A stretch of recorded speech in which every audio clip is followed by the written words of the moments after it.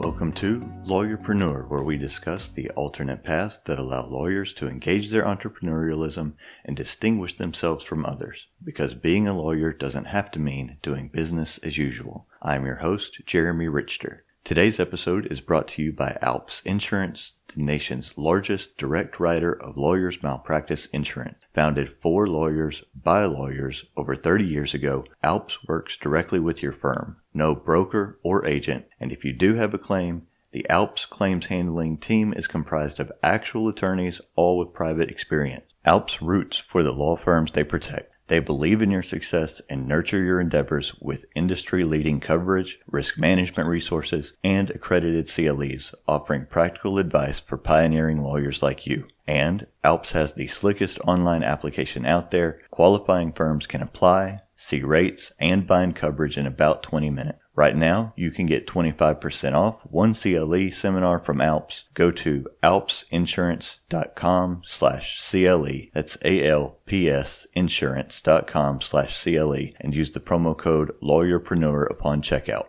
In addition to the corporate sponsorship that helps pay for the hosting and transcription of the show, you can support Lawyerpreneur on Patreon at patreon.com/lawyerpreneur. For less than the cost of a .1, you can help pay for the time it takes in creating and editing Lawyerpreneur and receive copies of my two most recent books, Stop Putting Out Fires and Level Up Your Law Practice. Now, on to the interview. My guest today is Brian Cuban. Brian is at the forefront of advocacy and awareness for lawyers struggling with mental health and substance use issues. He is the author of two books, Shattered Image, which chronicles his struggles with body dysmorphia disorder, and The Addicted Lawyer, a book about his and other lawyers' substance use issues and recoveries. Brian, welcome to the show. Thanks for having me, Jeremy. I've put a lot of thought into this interview, and since we traded emails a while back, I've read your book and just thought really a lot about this because it's an important issue that a lot of lawyers deal with. So what I'd like to start first with, can you give us a little background about who you are and your story to have some context around the conversation? Happy to. I'm a lawyer. I live in Dallas, Texas, but I was born in Pittsburgh, Pennsylvania. I'm the middle of three boys. A lot of people know my older brother, Mark. The Mavs and Shark Tank, and I have a younger brother, Jeff, who also live in Dallas. We all live actually walking distance to each other. We're very close. Throughout much of my life, I struggled with depression, alcohol use disorder, quote unquote alcoholism, cocaine addiction, and in two eating disorders, actually, bulimia and exercise bulimia, which is obsessive compulsive exercise for the primary purpose of offsetting calories. And that certainly impacted my ability to practice as a both competent and ethical lawyer, and eventually got to the point where I became suicidal in the summer of 2005, my first of two trips to a psychiatric facility after my two brothers, at the urging of a friend, came to check on me and found me with a .45 automatic on my nightstand and a lot of drugs and alcohol scattered about. And there would be another trip to that same facility in 2007, taken by my, at that time, girlfriend, now my wife, who, after a drug and alcohol-induced blackout that lasted a couple of days. And I lost all my clients, went to work for Mark for a while when he first bought the Mavs. I failed miserably at that because of drugs and alcohol. 3 failed marriages, all imploding because of my drug and alcohol use that I tried to keep hidden from them. And so it's been quite a roller coaster, but I've now been in recovery for over 13 years and going on 13 and a half years from all of those things. So I'm getting through one day at a time here, and it's a good thing. Yeah. It's a good thing. And I've pivoted. The term that's just become in the pandemic, pivot. And I think we need to get disrupt in here somewhere just to disrupted in webinar. I'm tired of webinar. I call it a Zoominar. That's good. But so I pivoted, and I've always been a feeler, Jeremy, and in the legal profession, and especially the Myers-Briggs confirms I'm a feeler if you put any stock in the Myers-Briggs. But in the legal profession is a profession of thinkers. So, according to the Myers-Briggs, so I pivoted to things that feelers do as a mental health recovery advocate. I wrote 2 books about my struggle and branded myself now as somebody who gets asked to speak about these issues at law firms, particularly in big law and the AM law firms, and at conferences, nonprofit recovery events, and the like, and in law schools. And so I guess from that standpoint, I've taken an entrepreneurial bent, but I certainly don't consider myself an entrepreneur in the sense of my brother Mark. Sure. Well, I want to start with your books because the topics are incredibly personal and the way you approach it is personal. Like I wrote my 3rd book came out this year and I thought, Congratulations. well, thanks. I thought when I wrote it that some of the things like where I wrote about fears of failure and rejection and that sort of thing, I thought at the time that was personal. And then I read The Addicted Lawyer and the way that you were able to write that narrative the way that you did. And I feel like that took a lot of courage. And, comparatively, I was scratching the surface. Well, you And know so, what? Anytime, it doesn't matter who it is, okay? I'm not the only recovery book out there, right? There are only a few geared towards the legal profession, but I'm not the only recovery book out there. Everyone is courageous when you have to put aside, allow yourself to be vulnerable, drop the wall, and set aside the projection of being judged. hmm. Whatever level you did it on, that's courageous. So how did you come to the decision to write those books and put that out there? Well, Shattered Image was more a journey of self-discovery. It was a cathartic book, as most first recovery memoirs are. They tend to be cathartic journeys for people, because for many, and for me, it was the first time I had put a lot of those things out there. And so, especially in Shattered Images, revolves around more my eating disorders and body image than it does particularly addiction and my struggle with anabolic steroid abuse. So it was really my opportunity to cleanse and to really let it out and to heal. For The Addicted Lawyer, it was more a reflection on the things I saw going through the process that I felt had not been covered and were stigmatized above and beyond the normal stigma of addiction in the legal profession. So that was more The Addicted Lawyer was less of a cathartic journey and more of a call to action for the profession. And have you seen profession-wide results from The Addicted Lawyer? I mean, are things moving in a positive direction? Absolutely. I mean, I wouldn't attribute it to The Addicted Lawyer. In 2016 or 15 or 16, the American Bar Association, combined with the Betty Ford ABA, the ABA Betty Ford Hazelton Clinic, put out a study of about 10 to 15,000 lawyers, which found that we deal with problem drinking, quote unquote, alcoholism at a rate over twice the general population, 20 to 21%. We deal with depression at a rate significantly higher. We have a suicide rate significantly higher. So this came out and it really set the ball rolling in terms of awareness. And it was just, quote unquote, blind luck, to use the term, that my book happened to come out right at the same time the study did. I had no idea it was coming out. So my book rode that wave, and I got the author, wonderful guy, does wonderful work, Patrick Krill, to write the preface to my book. And so it all started. And then another book came out, Lisa Smith, A Girl Walks Out of a Bar, and we started having this conversation. And then the American Bar Association created their wellness pledge, primarily geared towards big law and large corporations and such.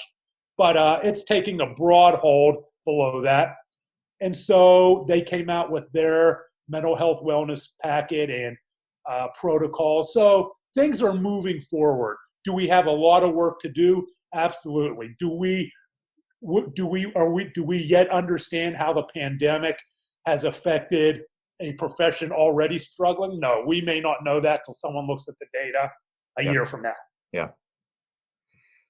Why has it been so important to you, as you have started your recovery process in 2007, to have a role in helping others? It has been important to me because if my experience, strength, and hope in sharing my trauma can break the stigma for one person, that person may go on and break the stigma for another person. And that person may go on and break the stigma to another person. You become a chain in recovery and empathy and part of a compassionate community that you have no idea where it'll end down the road. One person, one life. So they hopefully will not go through what I went through. At what point in your recovery process did you become, I guess, comfortable with the idea of advocating to a broader audience for awareness of mental health and substance use issues? Well, that started with my eating disorder, Jeremy. Back in, I think it was 2008, my family didn't even know about my struggles with bulimia until I wrote my book. That's how stigmatized eating disorders are for males. Yeah. Even though about 25% of those with eating disorders are males, but only 1 in 10 males will seek treatment. It's very stigmatized because it's seen as more a female disorder. Sure. So a lot of males suffer in silence. But I was on the internet and I came across an article about a model by the name of Carolyn Reston. I'd never heard of her before. I think she was a Brazilian model who died from complications related to anorexia and at just a brutal low weight at the time she passed. And there were there were comments, and I'm looking through the comments. And at that time, I really hadn't told anyone, not even my psychiatrist. And all of a sudden, I saw comments from males who were struggling, talking about how they felt alone. And I realized I wasn't alone as a guy struggling with an eating disorder. Yeah. And to show you how stigmatizing and overpowering that stigma could be, I was in my 40s. I'm an educated lawyer. And in my mind, even though logically I know it's not true, in terms of the overwhelming feeling, I felt like I was the only person, the only guy struggling with an eating disorder. And it was right around then I said, screw it, I'm gonna put this out there. Can I say that on this podcast? Yeah. I'm going to put this out there. And I wrote my first recovery article about my struggle with bulimia. And I put it on my blog at that time. And I closed that blog, but I think I carried it over and put the original article was on my current blog. All right. So how did you go from writing that first article to ultimately you've established a business where you speak and advocate, and so that you can help the greatest number of people? Yeah. What did that look like for you? I first started as an eating disorder recovery speaker, and I don't want to be intellectually dishonest here. My last name has a lot to do with the interest I get. Sure. Especially as a guy with an eating disorder. That's not all of it, I hope, and I think I've worked hard on my speaking skills and have become a sought-after speaker because of my storytelling skills. But you can't deny that that's a part of it, right? Sure. And that helped me get gigs early on. And I started speaking at a lot of colleges. And then when I started focusing focusing on the addiction aspects, a lot of recovery events, and it just kind of builds at itself. And I work on itself, and I work very hard on my public speaking skills. As I stutter as I say that, public speaking skills. So cutting out all the tics and treating it as a business, watching myself in the mirror, cutting out the ums and the ahs and the you knows and the likes, just like, and so I worked hard on that as an art, and I became better. And I started my public speaking, and this is a good story. I started out, and I recommend public speakers do this if they want to get into the profession. I started out speaking at local Rotary clubs here in Dallas about eating disorders. Yeah. Someone told me you don't get paid, but you go in, you get a free breakfast or a free lunch. And the thing is you can make mistakes and you're not going to get roasted, right? You can, and I hate saying right too, but you're not going to get roasted. And the very first one I did, I was talking about body dysmorphic disorders and eating disorders here in Dallas. I walk in there, and it's this group of 50-year-old men. And I'm a 40-something-year-old guy going to talk about having an eating disorder. Yeah. Talk about a tough audience. Sure. So I go through my spiel. I can see the drool coming out of their heads. Not really. Afterwards, some of them maybe, but afterwards, a few of them came up to me, and not necessarily themselves, but talking about their granddaughter or their child who was struggling with an eating disorder, and thanked me for being open about it. I get back to my computer. This was the early days of Twitter. And I get on, and there's a message, there's a tweet from a young girl. Didn't know. And it said, "My father's a lawyer. He was at your talk today. We are having dinner for the first time in a year. Thank you." Part of my talk is talking about the closeness of my family, how it's no accident that my brothers and I live walking distance to each other when we grew up in Pittsburgh. And that until my father passed, he lived across the street from me. Literal, not metaphorically, he literally, boop, boop, boop, across the street. And so I talk about how this role of family, which I feel very privileged to have, that is a privilege. Because a lot of people struggling with addiction don't have no one. They're on the streets. They're in underserved communities. One parent's family, incarcerated. So I feel very privileged to have had this familial structure that aided my recovery. And so you never know what's going to resonate with the audience. Yeah. That's really good. And I thought that first talk was an abject failure, but it was an outstanding success because I helped one person. Yeah, that seems to be something that you keep coming back to. It's just one person is enough. One person. That's right. One person, one life. Then another person, one life. He who changes one person changes the world. Yeah. All right. You talk about in The Addicted Lawyer that you realized you weren't put on this earth to be a lawyer. And I want to ask you some questions about that, because I think there's a lot of folks who decide to go to law school when they're coming out of undergrad as kind of a path of least resistance, as compared to, going and finding a job and having to start doing adult things. Because it lets you stay in that cocoon of school for just a few more years. Was that the situation for you going to law school? Yes and no. Mine was a kind of a unique thought process. I wanted to be a police officer at Penn State. That would have worked out well. I'd have been the first guy in the evidence room training out the mannitol for the blow, believe me. But I'm sitting in the placement office at Penn State my senior year, flipping through police officer jobs, and there are two guys sitting next to me, and they're having a conversation about taking the LSAT, the law school admission test, and going to Pitt Law, where I'm from. Yeah. And I start listening to them. I had never thought about being a lawyer before. There are no lawyers in my family. I didn't know any lawyers at 18 years old or at 21 years old at that point. But the bells start going off in my head. The bells of, I can stay in law school for 3 years. I can stay in school for 3 more years, and I can binge and purge. I can run the 10 and 20 miles a day that I've gotten used to, and I can drink. And I can engage in the same survival behaviors that I engaged in at Penn State, day to day, moment to moment, second to second, and not have to go out in the world.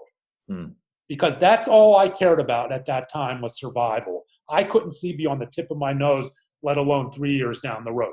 That's why I went to law school. Now, that reason those fact situations may be kind of unique, but I've spoken at a lot of law schools. And what is not unique, Jeremy, is law students emailing me, coming up to me and telling me they don't want to be there, or they felt pressure to go there, or they pressured themselves to go there.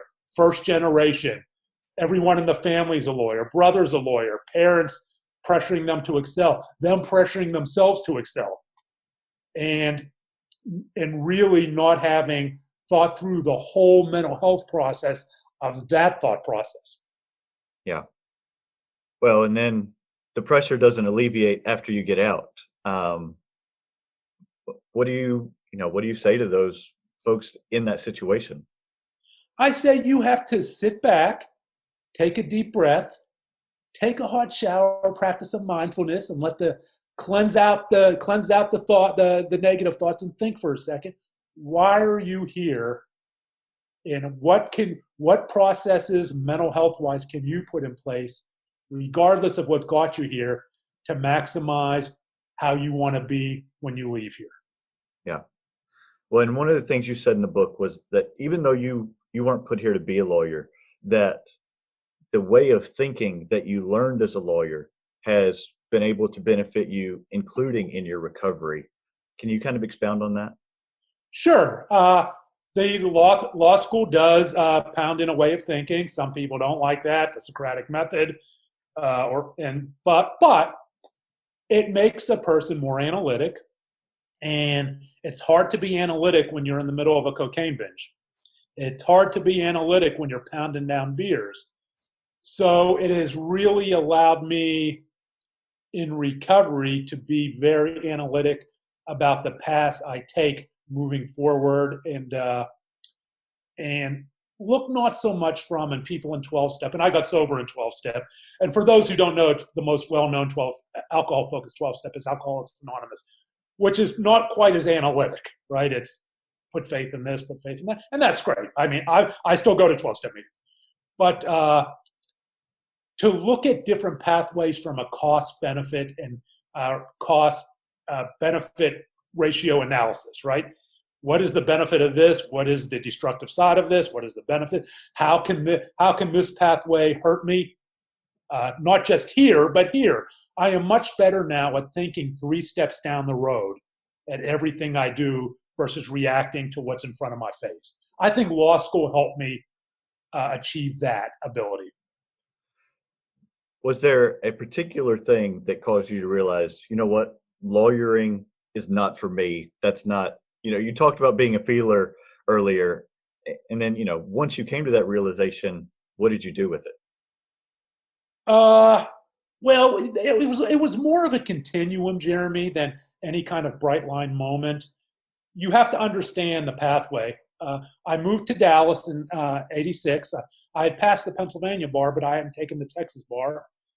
My first time I took the Texas bar, my study aids in a hotel room in Fort Worth were 3.5 ounces of cocaine, a fifth of Jack Daniels, and a liter of Tab. And so, as you might imagine, I failed, and I failed it again. And I went to work as a claims adjuster. And then I finally passed the bar, and I became just and I say this with all due deference to the wonderful plaintiff lawyers I know, but I was just so deep into drug and alcohol, I became an unethical, the stereotype, there's a reason there's a stereotype, Sure. Unethical quote-unquote ambulance chaser, which happens to be the title of my new book coming out. Put a plug. All right, but, that's great.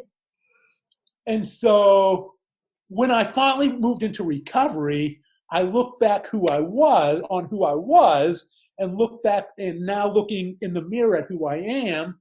And I liked who I was. I liked who I am a lot better than who I was.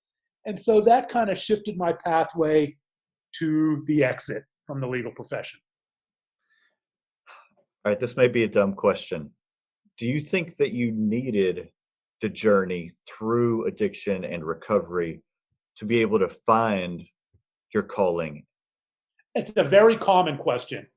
I don't believe in revisionist recovery. Okay, I can look back and say, if this happened, if that happened, who knows, right? What all the timeline pathways could be, the alternate universe pathways.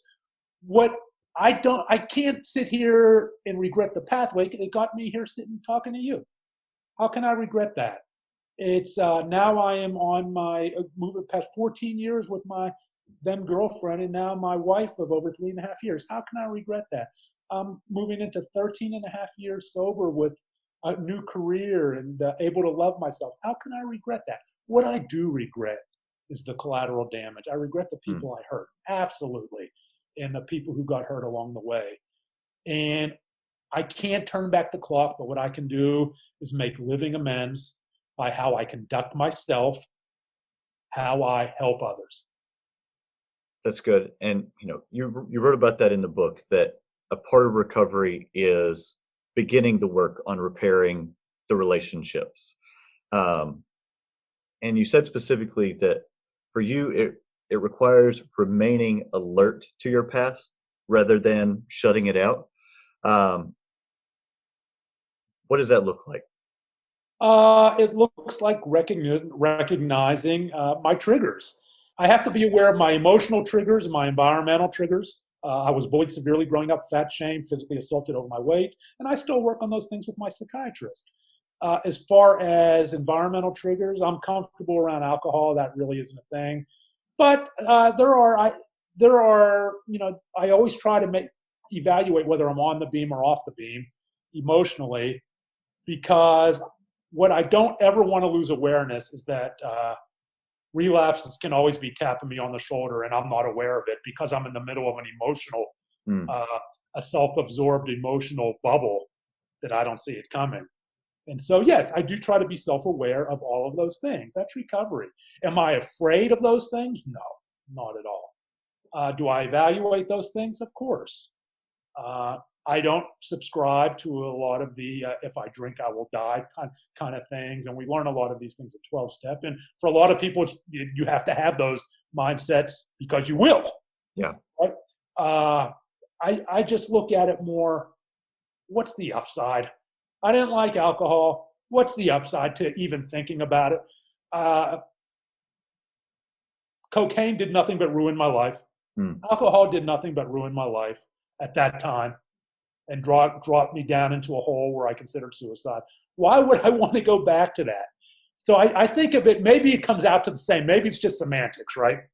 If you drink, you die. If you do cocaine, you die. Maybe it's just semantic, but I look at it more from the facts of my life.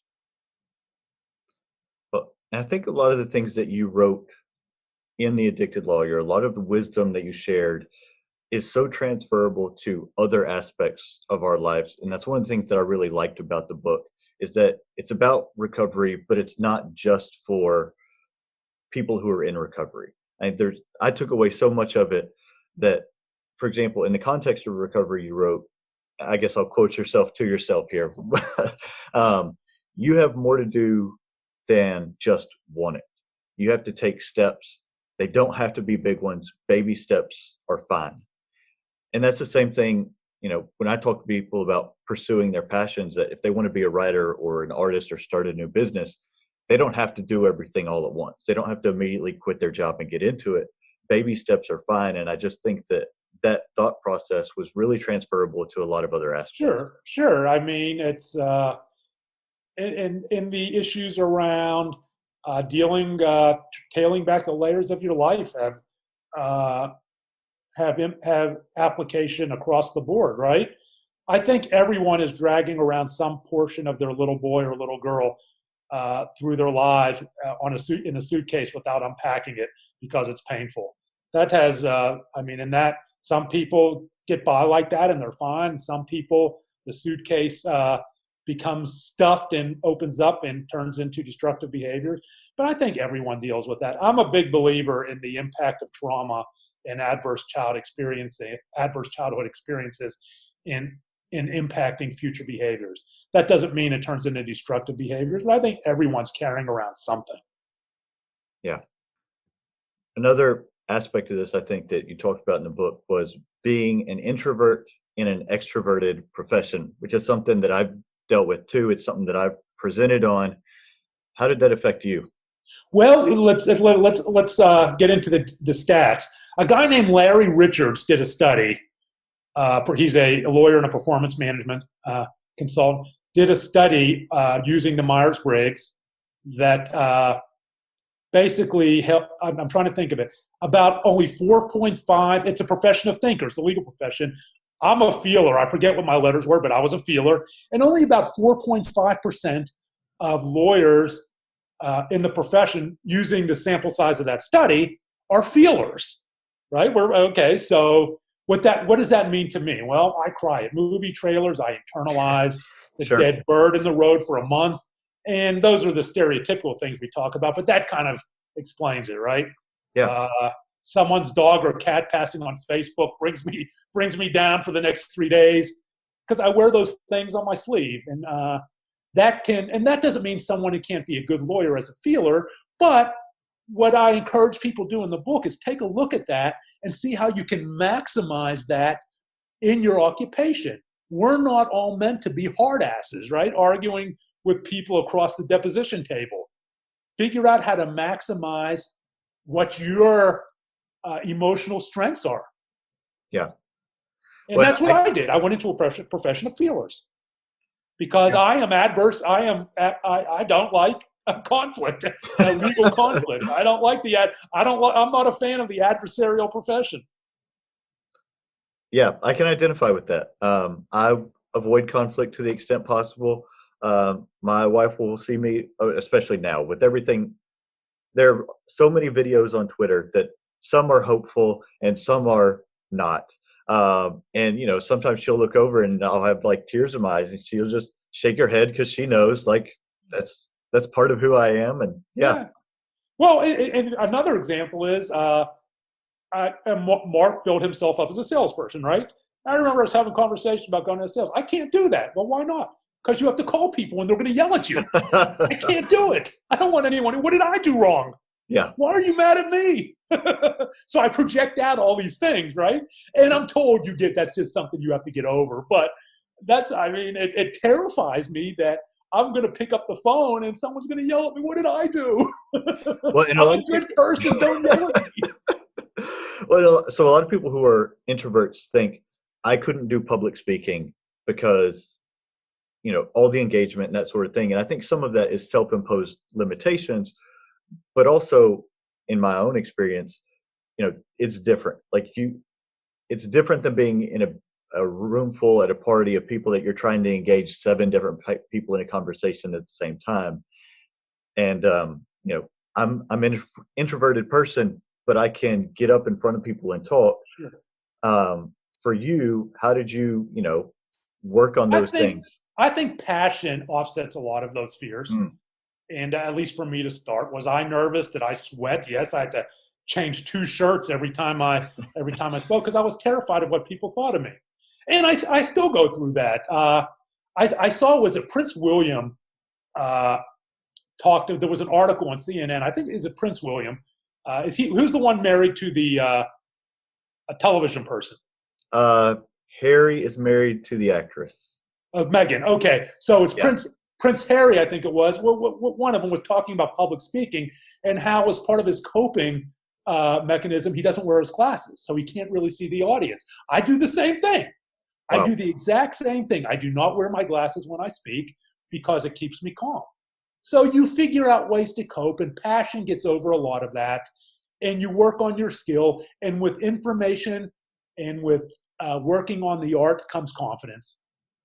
And the recovery speaking is a little different too. And what I try to tell people, look, people are not as interested in every little technical perfection than they are is making sure you're authentic in how you tell your story. Be authentic. Being authentic will mask a lot of speaking glitches. Yeah, no, I think that's really true. All right, I want to end this with a message of hope. And I think this has all been a very positive, uplifting conversation. And so here's something you wrote in the book, that not everyone is meant to be a hard ass. Pivot, juke, set your new path, get healthy doing it, be happy doing it. Exploring the ways you are a unique individual can certainly help with recovery. And I think that applies, like we talked about earlier, not just to people who are in recovery from some sort of addiction, but to all of us more broadly. Well, it could be dealing with depression or anxiety or bipolar. I focus on addiction and alcohol and drugs and depression, but mental health issues are much broader than that.